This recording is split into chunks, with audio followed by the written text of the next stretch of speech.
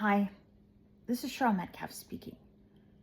I acknowledge I made mistakes, and particularly when I was 25 years old, when it came to my love life.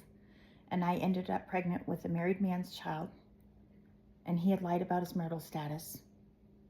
And I let him rush the stages of the relationship too fast. And that was my mistake. And at 25, I tended to sleep around, which wasn't exactly fantastic either.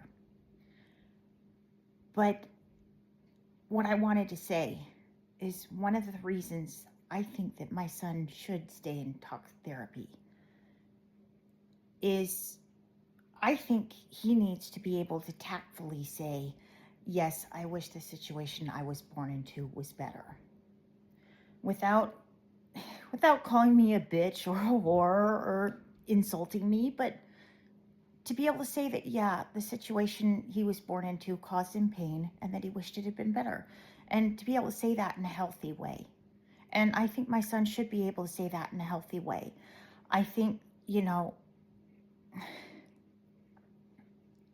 I think he feels alone with a certain amount of pain and not knowing how to deal with it. And so I think, yes, he does lash out. And I think he does need a healthy way to deal with pain.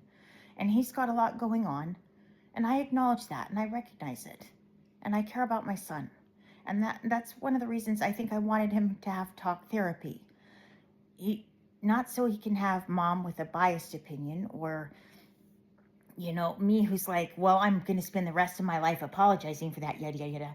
No, I want him to have somebody to talk to who might be neutral or, just somebody who hasn't spent 18 years kicking themselves for a relationship that went wrong. I love my son and I care very deeply for him. And I want what's best for him, even if the situation he was born into was not the best. And I think he needs to be able to have a healthy way to deal with the pain of that. And I realize that he's facing the pain of that. That didn't go over my head. So, yeah, I do think that maybe it would be good if Nathan could talk to a counselor about that. This is Cheryl Metcalf speaking.